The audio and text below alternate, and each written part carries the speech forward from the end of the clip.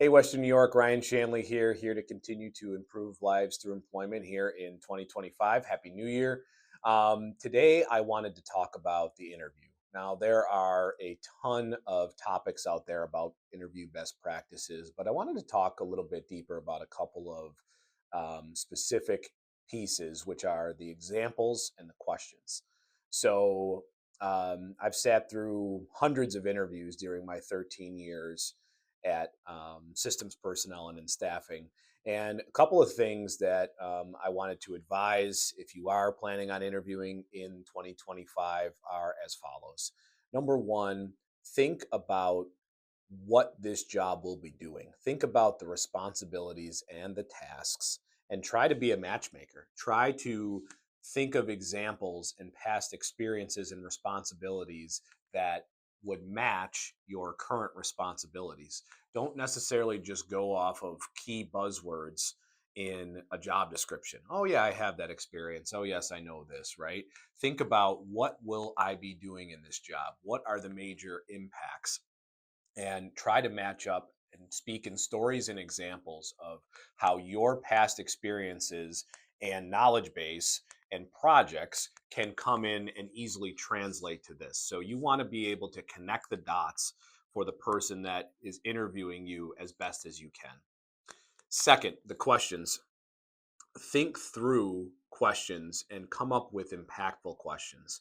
I've seen people go to the second round on an interview by coming up with really well thought through questions. At a high level, number one, you're trying to understand where you can make the biggest impact. So your questions should be around, hey, at the end of 6 months, what are a couple of things that I will have accomplished to make sure that you've know that I've made the best hire and I've made a good hire, right?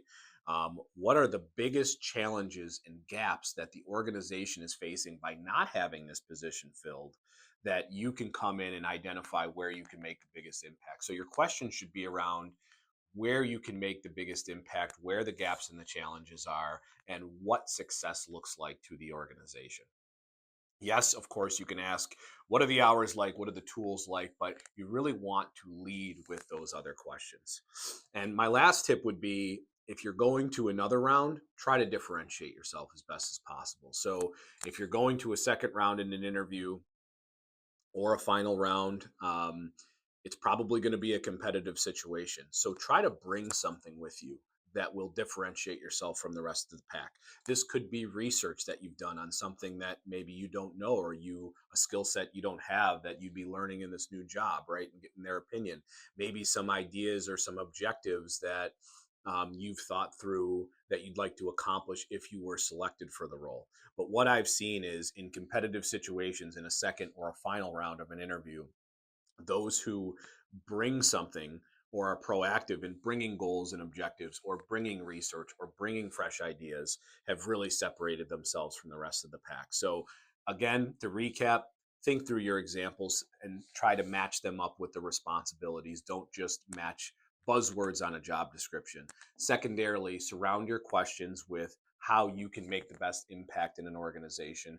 Understand where their challenges and gaps are and what their expectations are first and foremost, and then you can really come in and then follow up with the day-to-day responsibilities and your informational questions. And last but not least, if you do make it to another round, which I hope you do based off of these examples and questions previously, then try to bring something to differentiate yourself.